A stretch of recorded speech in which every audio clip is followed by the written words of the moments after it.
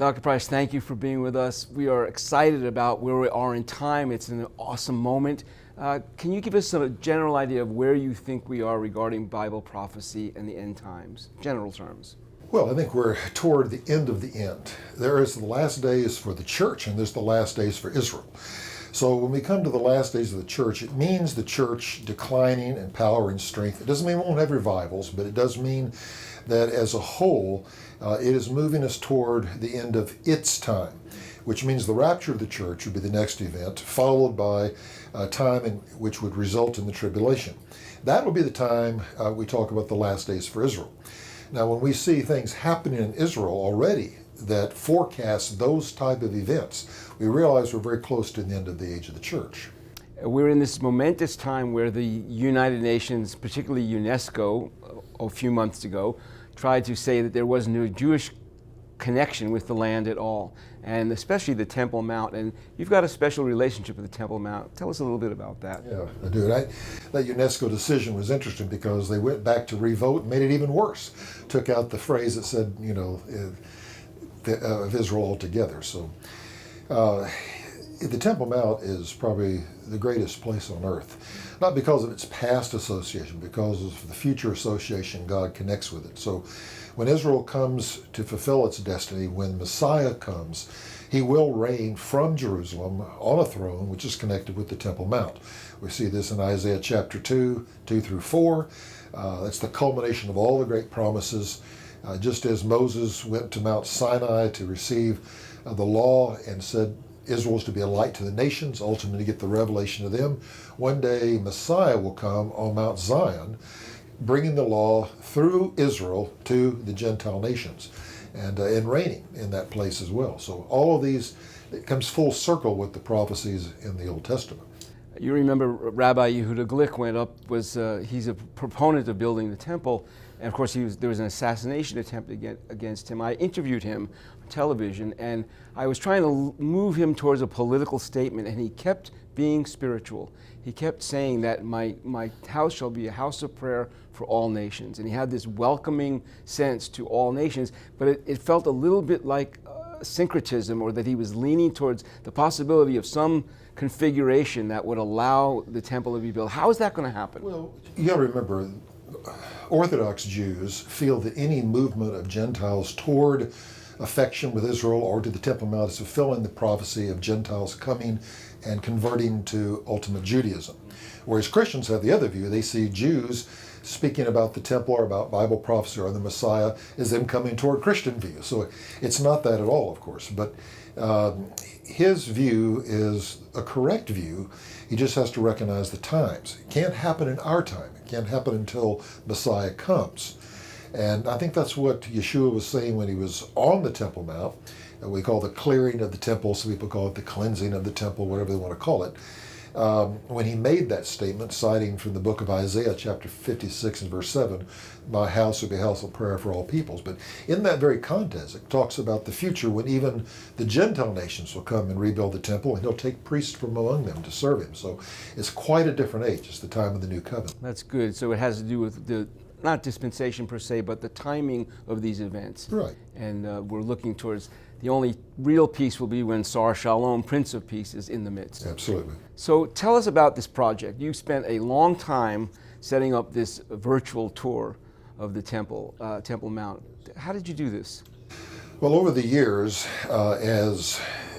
beginning with 1967 when Israel conquered the Temple Mount and returned to the site, they immediately, almost a month later, returned the jurisdiction to the Muslim Authority. And increasingly, they have become distant from Israel. They've rejected Israeli authority.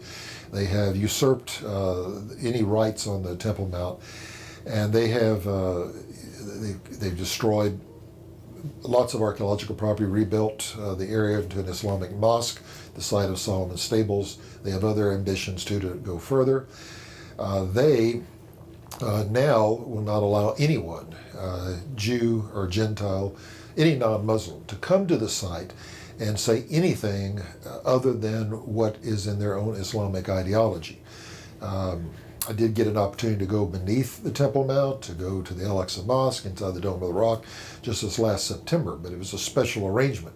They really didn't know who I was. But what we tried to do is what cannot be done today by any tourist to the site. That is, take you to the site, the modern site, and then explain all of the details from history and archaeology concerning the first and second temples and Yeshua's ministry there. It's impossible for a guide to do that. It's possible for you to bring a guidebook to even self-tour there. We, with a 360-degree camera, did this so that you, right in the comfort of your home, are able to navigate around, tour the Temple Mount when you want to, pull up information boxes and see diagrams and reconstructions of the way it looked, and then videos of me explaining on site what really happened here and when. It's a fantastic resource, and it's available now. People can get it by getting in touch with you.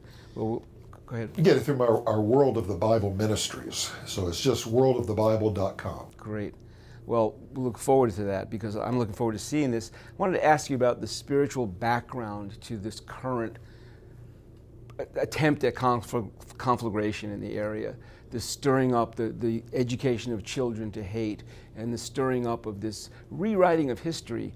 How is it possible that in one generation we're seeing this, the true history of the Temple Mount, of Israel, of Jerusalem, be the attempt to completely rewrite history?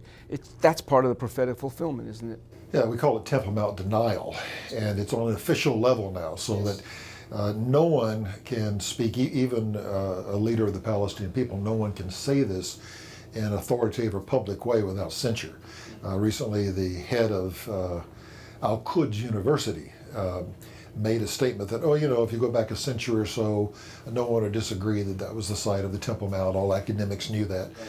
He was told, change your view or lose your job. So it was just basically that kind of thing. For our viewers' sake, Al-Quds is the Arabic name for Jerusalem, which, by the way, does not appear in the Quran, but it is 600 plus times in the Bible. But there's this rewriting of history and also this politically correct wave that comes with it. It's all over the Middle East, but even in our universities. Right. Well, I mean, it's such a revisionist history now that they say the Jewish people were interlopers coming in the 1800s to invade the land. They have no history prior to that. When you ask them what's the archaeological remains we see here, well, it's pre-Islamic, but maybe Roman, maybe Christian, but never is it Jewish. And I got in trouble. I excavated Qumran. I was there for 10 years excavating. And someone from Berkeley came to interview me and wrote a puff piece in the Atlantic that said, pseudo-archaeologist plunders the West Bank. Because he said, where are the Palestinian remains? And I said, I'm sorry, I've been excavating here 10 years, and every strata we dig is either Jewish, Roman, but no Palestinians, so sorry, they weren't here. And of course that didn't fit his common views. We really see the conflict between emotions and facts, and the absolute, just the abject denial of the facts of history. And I look at my children's generation growing up, if they didn't have us as parents and teaching them the truth about the Bible and the history of Israel, this generation is growing up thinking that the Palestinian narrative is true. Yeah, that's exactly the problem, because they don't have an alternative. I've stood with younger Muslims down near the Temple Mount. They've seen excavations going on. They said, why are they doing this? I said, well, they're removing remains. There's nothing there. What do they think they're going to find? There's nothing there, because that's what they had been told. And they live right there beside it, see it coming out, but are told that it means nothing. And, and yet, just a few months ago, Israeli archaeologist goes to a mosque near Hebron, and in this village there's a 8th century Islamic inscription that mentions al-Baqtis, the term for al-Bayt, for Temple Mount, and that's what it was called in Islamic sources. Yes, we have personal knowledge of this. We had one of our pilgrims found a Maccabean coin at the Temple Mount Sifting Project. There it is. That's the evidence is all around us. The stones are crying out. The reality is there, but there's this deception. I think it's part of a greater deception that's coming on the earth, isn't it? There's no question of that. I mean, and this is a dumbing down of Christianity too. Yes. And I think the dumbing down of Christianity will lead to defection from Christ, because you don't have a basis for defending your faith. You have a basis for defending Israel. That's why we have people who are joining the BDS movement and things like this. They have no understanding of the importance biblically, much less politically and otherwise.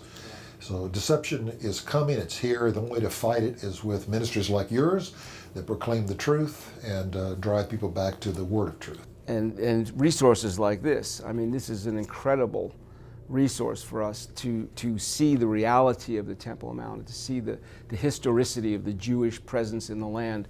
I get passionate about this because I see this deception everywhere. It's very frustrating. But we have hope, don't we? We do. So where is your hope today? Tell us.